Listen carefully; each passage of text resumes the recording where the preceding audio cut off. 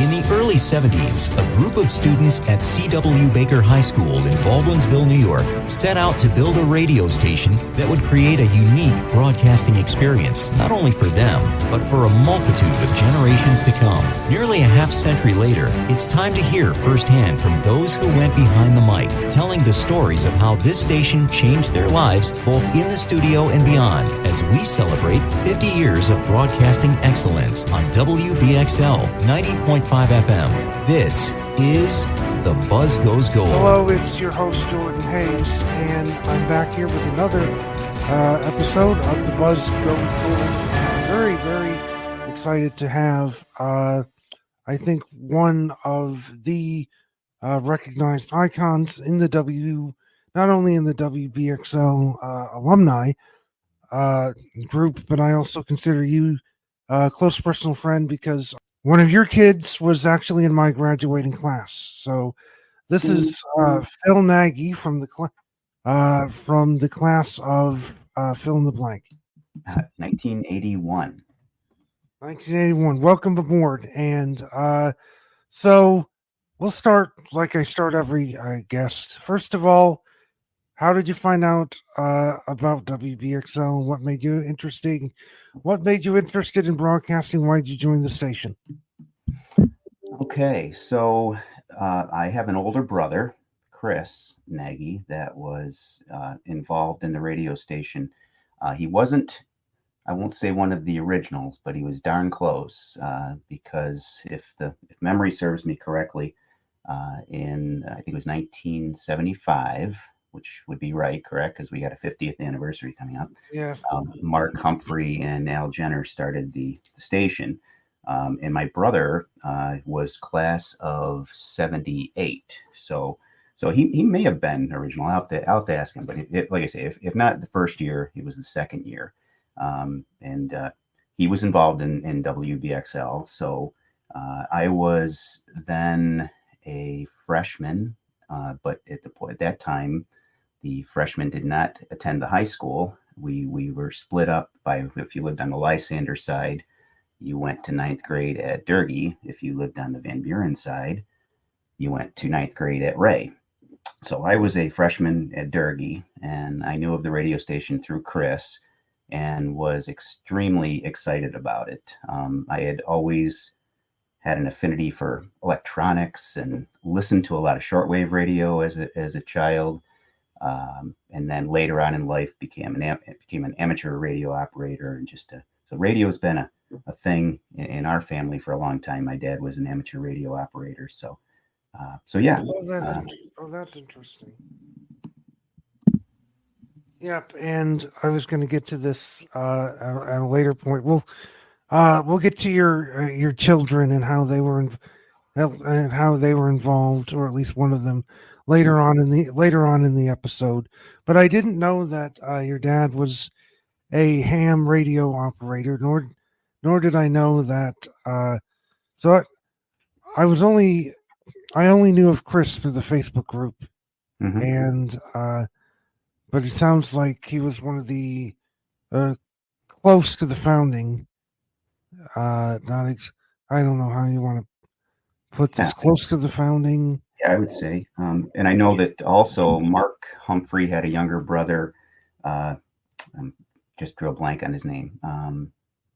John, might have been John. At any rate, he and Chris were classmates, so they were there together. And then to expand on that a little bit, Jordan, I have a younger brother, Tim, who also was involved in the station. And if I recall, he graduated, he's 3 years younger than me, so he would have graduated in like 84.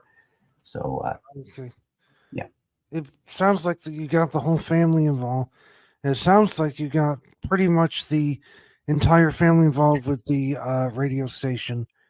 Now, did you hold any leadership positions while you were there?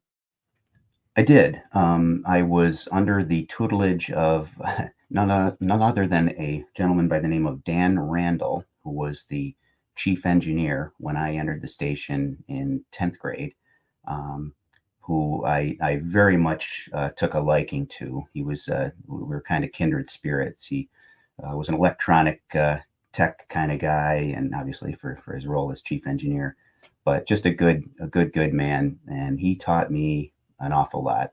And so I enjoyed working with him. And then when he left, I took over the chief engineer position for my last 2 years of high school, so my junior and senior year. And what was that like? Because I don't know, do we see that position in modern day radio stations today? I would imagine it's different now, but what were your experiences like as the chief engineer, please?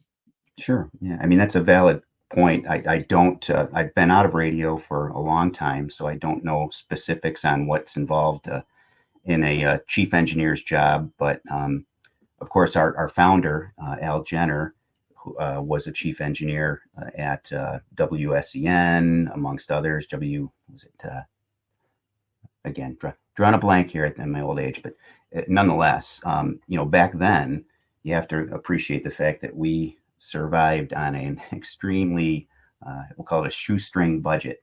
So if we needed anything as far as, upgrades goes, or if things broke, we were on our own. I mean, we really couldn't just go out, and we didn't have the liberty to go to the principal or go to the school board and say, hey, we need $100, $1,000, whatever. If something broke, we were pretty much on our own. So we relied on the of course, we didn't have YouTube either, which would have helped tremendously back in the day. Yes.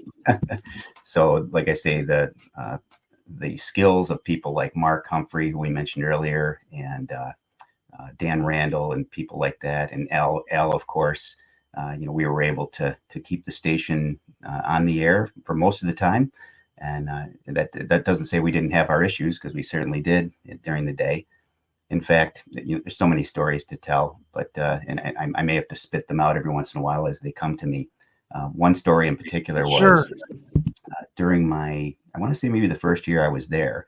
For some reason, we went off the air, and everything in the studio looked perfect. I mean, we had modulation, the needles were moving, as we say. And what, long story as short as Phil can make it, the transmitter site, which was located up on a water tower, just as you're going outside the village at the time, over by where now Budweiser Brewery is. Yeah. Well, some critters had gotten inside the little brick shed, if you will, where the transmitter was housed up there on the hill, and chewed through some wires, and the remnants of said critters were still inside the little shed, if you will. So that was a rather funny story, and I'm fairly certain that Al took pictures of that. I don't know where they are, but there's I don't know if it was a squirrel or mice. I think it was mice maybe, but the remnants were sitting inside there, and they have chewed right through some of the probably high current wires. And how'd you get it back? How did you resolve the issue, get back on the air? Yeah, well, I was not involved in the repair, but I'm pretty sure that probably Dan and Al went up there with their soldering irons and toolkits and put, probably spliced together everything they needed to do, and we were back on the air. Okay, that's great. Speaking of being on the air, what was your DJ? Were you a DJ also? I was, yeah. If you have to pick out a favorite part, I think of WBXL, that would be it. That was kind of everybody's goal. Is not everybody's, but most people that got involved in the station, the goal was to get your own show and get on the air. And interestingly enough, there was a curriculum, of course, that Al put together, radio broadcasting and communications, I think it was. But when I first started would have been 79, that course didn't exist. He was still formulating it. So when you came into the station, the way you got on the air was you had to basically prove yourself. You had to, be under someone's tutelage, and then when they felt you were ready, we had a practice studio, and you would go in there and practice. And when they thought you were ready, they would kick you out of the nest, as we say, and you go on the air. And to this day, I still remember the nerves of going on the air the first time. It was, it was extremely exciting, but also extremely nerve-wracking. Even though, at the time our our listening population was probably, all of 15 or 20 of students who knew we were going on the air, What time do you remember what time your shifts were? Or what No, day and time your shifts were? I don't specifically remember times, but I will say this, that the station became such uh, an integral part of my childhood and high school that any time I had a free period, including study halls and things like that, that's where I would be. It was not hanging out, not going down to Burger King as a lot of kids did, or whatever at the time, or the Beeville Diner. I was in the radio station. So, but the specific times, I really don't recall. It's okay. I asked that to most of the guests, and some remember, others don't. But I don't think that really matters. It's much more the experience. Favorite mu favorite music that you would like to play. Your top three. Uh, it could be songs, artists, if whatever. And if you don't remember, that's okay. Also, Well, when you asked that question, a few things popped in my head. One was when I first started again, it was an extremely loose, I'll call it, format. There was no real, you couldn't say that WBXL was, for example, a pop rock station, or it was a country station, or anything like that. It was very much up to the individual who went on the air as to what type of music was played. For example, I think it was a year or two after I was out of school. I remember one student was very much into the Grateful Dead, so he had like the Grateful Dead hour or something like that. Now, specifically, I was very much, still am a little bit, into what I call progressive rock music, which was the early bands like Yes and Emerson, Lake and Palmer and Genesis and, okay. And things like that. So, and at the time, like I say, there was no real set format that you had to keep, and that changed after Al started the broadcasting class, and we got more formalized as program managers were becoming trained and whatnot, where we really did become much more of I'll call it a top 40 type radio station. It was interesting. Andrea Scala, what was her other name? Let me just. Andrea Scalia Atchison was on. She was talking about how Al Jenner would have this wheel, the wheel of music, and everything that you would. So after a while, you had to spin the wheel, and there were different color coded. The genres were color coded. So during the shift, you would spin the wheel, and you'd have to play a certain color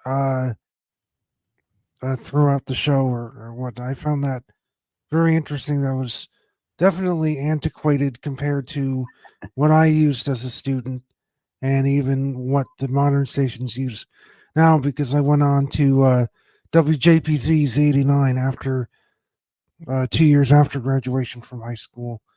So it technology has sure changed.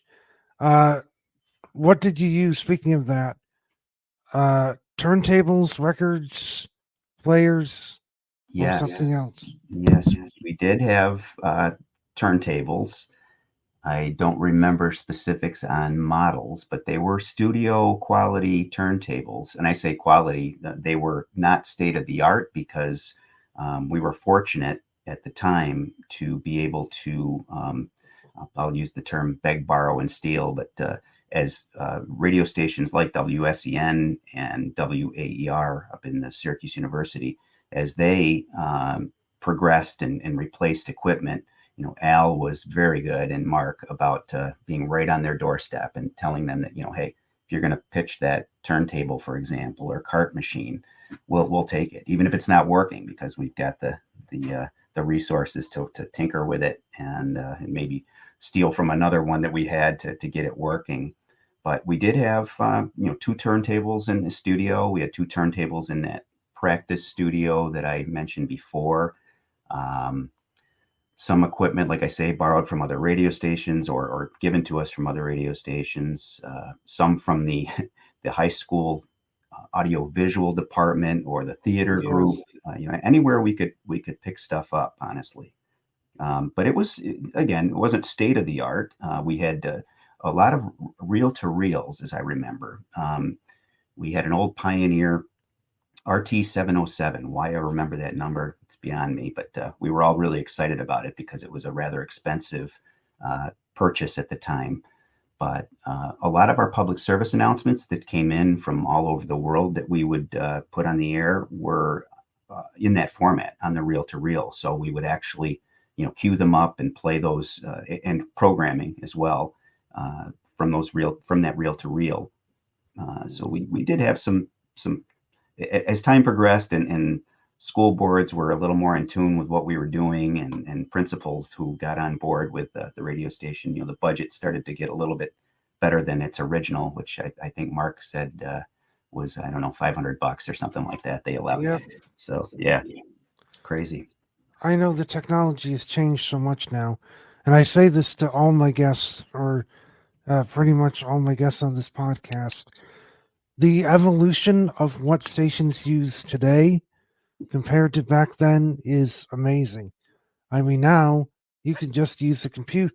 Now we have computers and there are automation programs that just load up on the system, and you just play.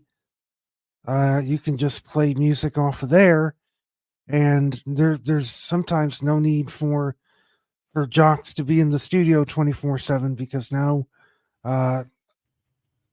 there's no need for the stations just run on their own. And I know that it's very important to have DJs in the studio, and we seem to have lost that. But it's just amazing as we talk about going from record players and turntables and reel to reels and up almost 50 years later. Now it's all computerized, and there's no more CDs. The songs are loaded in as WAV files or whatnot. So that's quite an interesting evolution. I do want to quickly get into Al Jenner. You mentioned his name several times already. As we were recording this, I know full well, and probably most of you by the time this gets out will already know the sad news of Al Jenner's passing. Please tell me, what was your experience with him like, and how was he as a person, as a teacher, as a colleague? Yeah, it's been obviously a pretty emotional week for any of us that knew him, including so many, not just WBXL alum, but students, because Al was also a science teacher in Durgee Junior High as well as Baker High for many years. I for lack of a better term, I love the man. We hit it off very much right off the bat.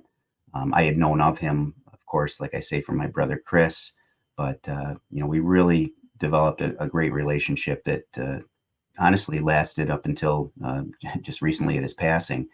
In fact, my brother-in-law, David Fink, who was involved in the station as well, married my sister, he and I had just called Al about 3 weeks ago and had a great catch-up conversation with him. We were both down in North Carolina at the time, but we mentioned to him that when we got back, we needed to have one of our get-togethers, usually at the diner or at Canal Walk or one of those places where we'd go in with the intent to have coffee and talk for half an hour, and you know how that goes. We'd be in there for several hours. So just clearly a man who's had a great vision along with Mark.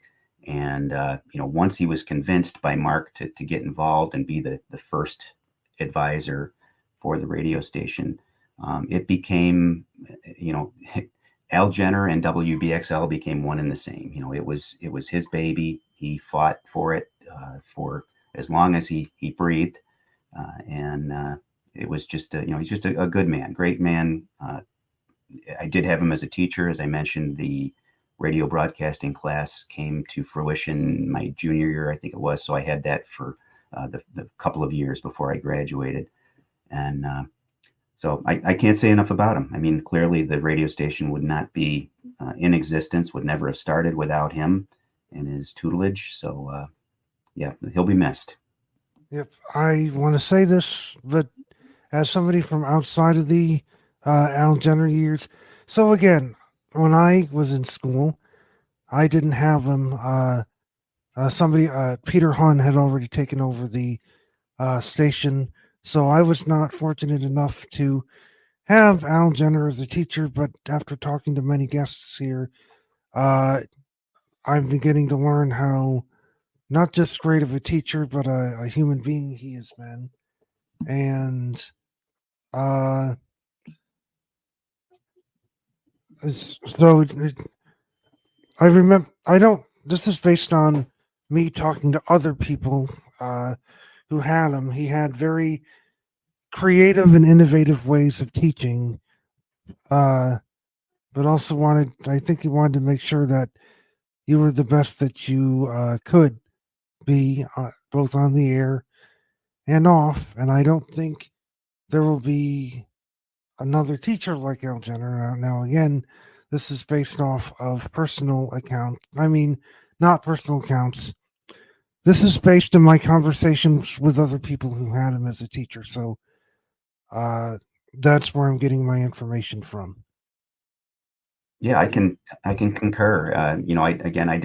I can't speak to the advisors that took over after Al's retirement, but of course, I'm appreciative of them stepping up and doing it, because it's a pretty unique experience for any student to be involved in it, and I think it's extremely important to keep the station alive.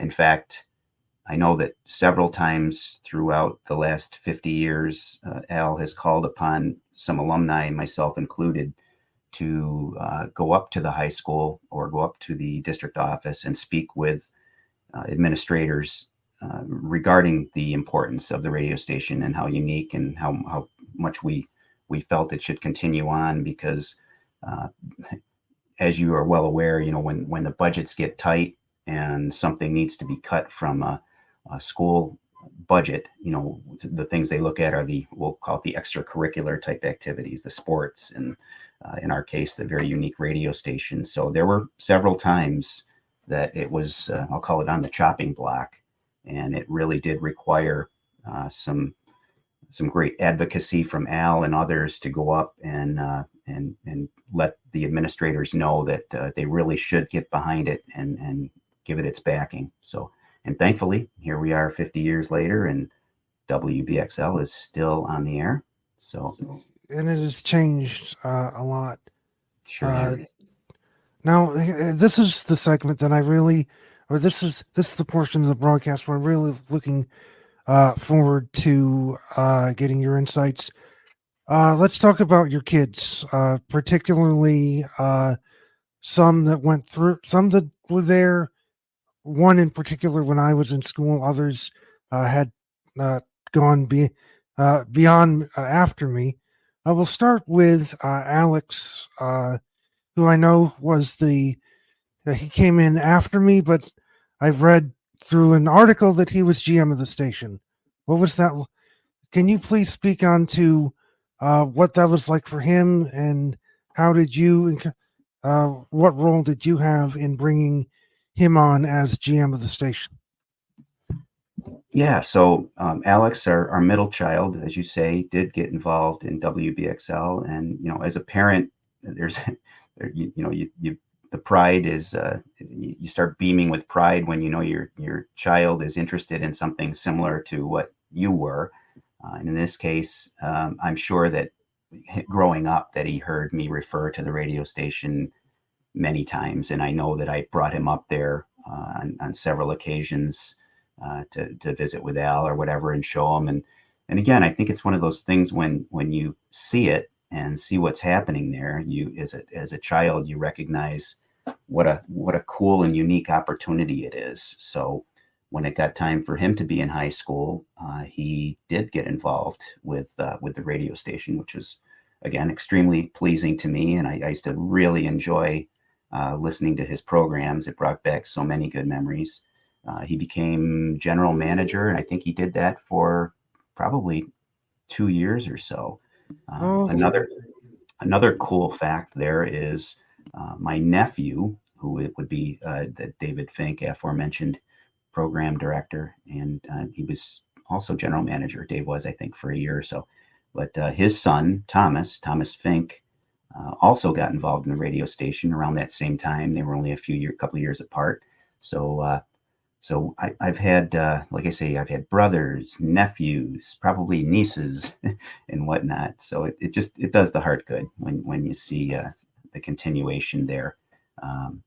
I can't speak on behalf of Alex, but I do know that it became very much to him as it was to me. You know, it was a great outlet. Taught him, you know, really so many different aspects of business, really, not just public speaking, but, you know, the station is indeed a business. You know, we had to market, we had to advertise, we had to promote ourselves, we had to fix ourselves. So it really was such a gem. Yep, absolutely. What can you remind me? What years was he on? Oh, now you're really challenging me. The 2000s. Gosh, what year did he graduate? Well, let's see. Let's go back in age here. He was born in 1992. So that would have put him in the station in he was 16 years old. At 2014, that sound right? Okay, that makes sense, because that's when the Family Times article came out. So yes. I remember that very well. The other subject, or the girl who was also featured in that Family Times article, I knew her from a neighbor of mine, Stacy, I believe. Okay. So, and then of course we have to. I've been waiting for this. The anticipation has been killing me, but of course we have to talk with your oldest daughter, Liz, who goes by married name Woodford. Now, unfortunately, she did not actually participate in this. Now, she did not actually participate in WBXL. She did not. No. But I know that you and she were involved both together in marching band back in the day. Yes. That was obviously some great memories for her. And I don't know if this was part of your interview or not, but if you would ever ask me if I had a regret in high school, there weren't many, but one would be that I never got involved in music, in the marching band. Yes. So I had friends that did. I had 2 daughters that did, Liz and Julia. My daughters both got involved. And I really felt, after being involved as a parent, that I missed out in something there, that I could have, and not just the fact that I love music and now have become a musician in my old age, but it was just the camaraderie in the marching band reminded me an awful lot of the camaraderie at WBXL. You know, it was a family. I can attest to that firsthand. I was lucky enough to do both. It was hard to balance those two at times, because the demands of the marching band program are such that you have to put your 150% attention into that, and then being able to focus on balancing your academics and WBXL. And this gets me into another segue, because even though Liz herself did not participate in WBXL and was able to do the marching band, through a mutual friend of both of ours, who was able to do it all. Marching band, WBXL, academics, the high honor, the very high honors. She was also involved in a lot of these other clubs as well, such as the what you would call it, the National Honor Society, and a bunch of other different academic and extracurricular programs that I'm just surprised that through her high school experience, she was able to compose herself and hold it all together. And let's move on to your career, please, since graduation. What have you been doing in the year since? Well, that's a lot. Let me see if I can shrink that down to a couple of minutes conversation here. So, right out of high school, I still clearly had that same affinity for electronics and radio. So, again, going back to Al Jenner, one of Al's, I'll say, goals would be to develop students, disc jockeys in particular, to a point where he felt they were capable of not just doing, professional sounding quality high school radio, but also getting involved in commercial radio. And as mentioned before, Al worked at our local radio station, WSEN at the time. And I was fortunate, and some other students were fortunate enough to be called upon to take shifts at WSEN. Oh, that's amazing. It was amazing. Again, can you imagine the nerves of a kid who's 17 years old, I think at the time, being asked to go, wasn't far down the road, but, the difference between 10 watts and God only knows what they were at that time. And they were both FM and AM. So, It was just an incredible honor and privilege that a few of us were allowed to do. And again, I know that Al beamed with pride whenever that would happen.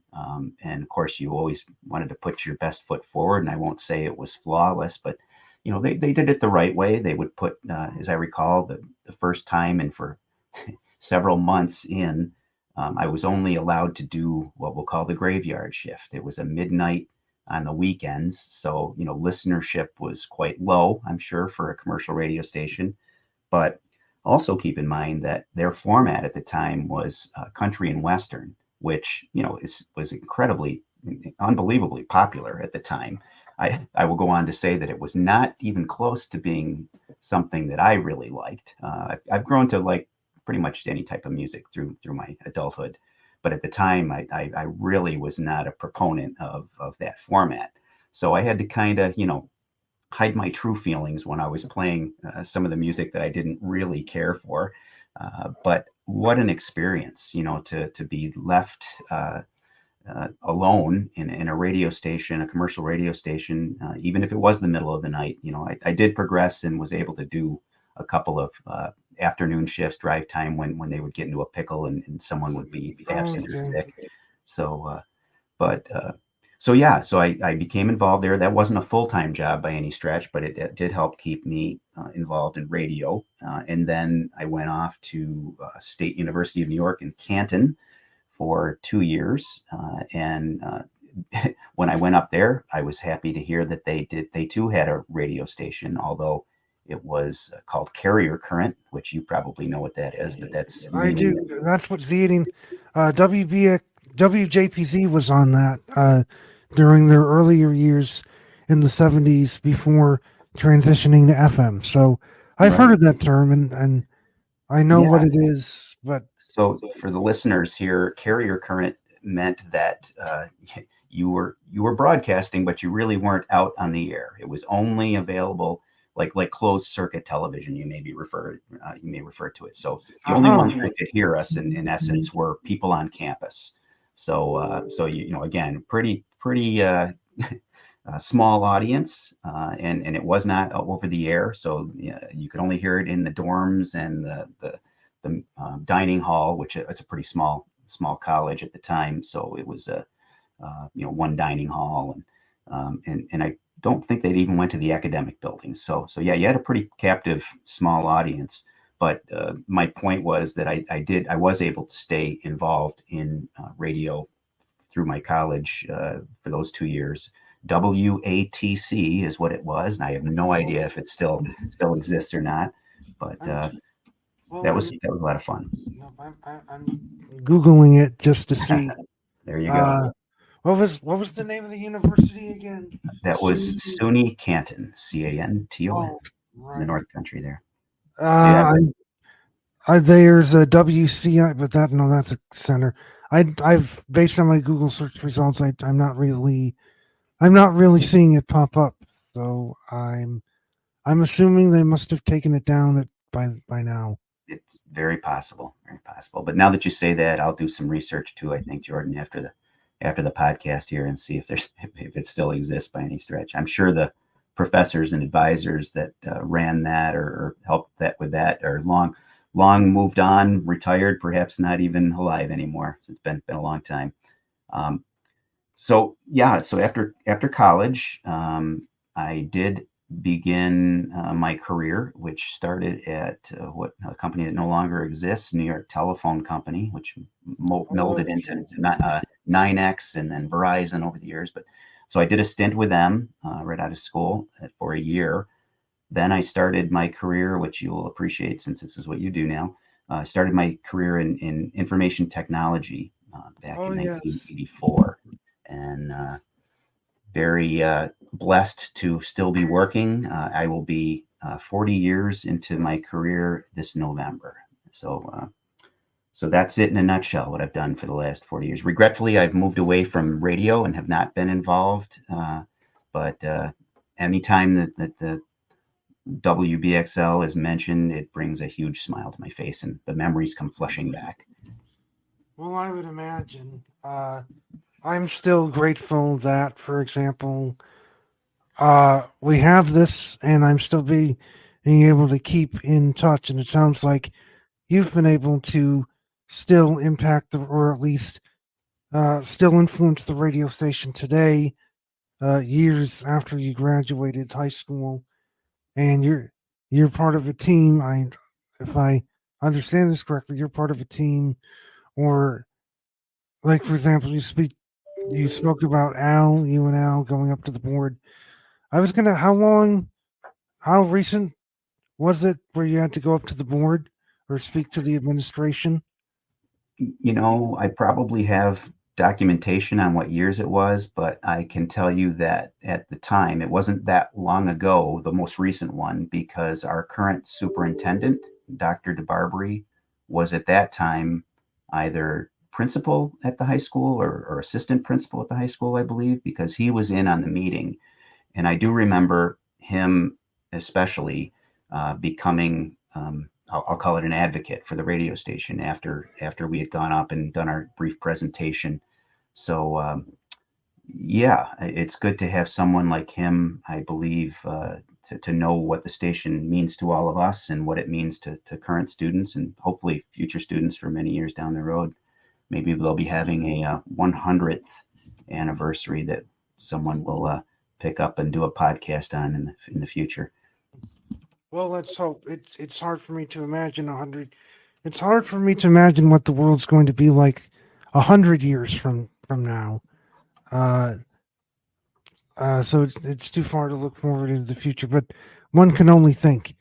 Mm-hmm. So we've spoken about how radio, or at least has really impacted and influenced all of us here in the present.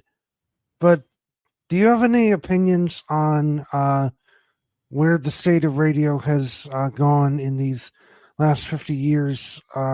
One consenting opinion is that, for example, that radio is a dying medium, and it's not going to survive anytime soon. But then my folks at WJPZ have told me that's really not the case. Where do you stand on this? That's a very interesting question. I would say, in my opinion, I believe that radio will be around, in 100 years in one form or another. It has changed, like you say, dramatically over the years. In fact, I don't listen nearly as much as I used to, I would call it, regular commercial FM or AM type radio. I do listen much more. I'm more apt to listen to internet streaming radio stations, very similar to the way I watch television. So, there's one example of how I believe it's going to, meld and mold into something unique and different over the years. I don't have a crystal ball, but I don't feel it's going to go away. I just think it's going to change. You mentioned earlier going into the studio, the WBXL studio, after so many years of not being up there.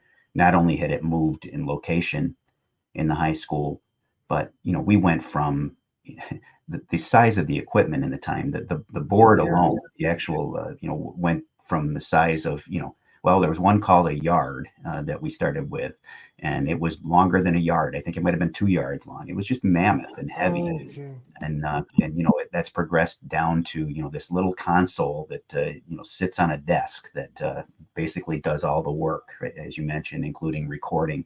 So it's technology. Radio has definitely taken advantage of technology changes. Absolutely. We'll continue to. Yeah, we'll continue to. I looked at your. I'm sorry to interrupt. Before we went on, and you had your video on, I saw you have a pretty intricate setup at home yourself. It looked like an on-air studio from what I could see. Well, it's not. I'm not sure what you saw in the background there. It's just my office. I call it just my office, but I have been a work from home employee for several years, so I've kind of made it as homey as I can in here. So, but yeah, I've never veered far from my techie type work. So I still tinker with things and love to play with computers and whatnot. So maybe you saw some of that stuff. No, I thought in the video, well, based on the video, I saw a I saw a microphone and an arm. I thought. Oh, maybe you saw my drum kit. I've got an electronic drum kit in the background too that I practice on during the days. Oh, okay. That's pretty good that you still keep up with the music, even playing music, even though that you weren't a part of the marching band or any of the musical programs that Baldwinsville has to offer. Any funny stories do you have, or funny stories as we wind this down and wrap up? Oh gosh, I do. Many come flushing back when you ask that question. I wished we had another hour or two. I could probably remember many more. I think one of the funnier stories I remember was back in that day. Not only was the radio station in a god awful place in the high school that doesn't. I mean the actual real estate still exists, but it's not what it used to be. It was literally like a janitor's closet up on the second floor, and it was adjacent to the auditorium, which by the way now is absolutely beautiful compared to what we had back in the day. Yep, I've been in it, and I cannot agree with you more. There Oh, are parts where I'm jealous. There are times when I'm jealous. yeah, What the current students have now, I wish we had when I was a student. absolutely. I know it. I'm the same way. So the studio, again, it was put where they had, we'll call it extra space, right? So it had these giant double metal doors that when you slam the door, of course you heard it, when you were broadcasting on the air, you could hear that. You could hear the people coming in and out, students all day long as classes would change. You could literally hear things that were going on down in the auditorium because, as I said, we were adjacent to the auditorium. In fact, there were these portholes that if you took the cover off of these portholes, you could see down into the auditorium. They were portholes that were their original intent was for spotlights. And we could take those off and look down in there sometime, which is always quite entertaining. So to that point, we eventually got what was called the on the air light, which if anyone's ever been in a studio before, that's kind of the warning sign when the microphone is open, that light goes on, indicating to people who are around the studio to be quiet, essentially, that the person was on the air, the DJ or the host, and that you were to remain quiet. Well, I don't know if it was Al or one of my former classmates, but they took that light that used to say on the air and changed the wording on it took the on air off of it and put on "Shutta You Mouth," and it was very, very funny, I thought. And so that when the light came on, it said "Shutta You Mouth," and like I say, it might very well have been, and that was an Al Jenner type humor thing. So I wouldn't be surprised if he did that or had something to do with it. But it's been too long to remember who did it. So that's one funny story.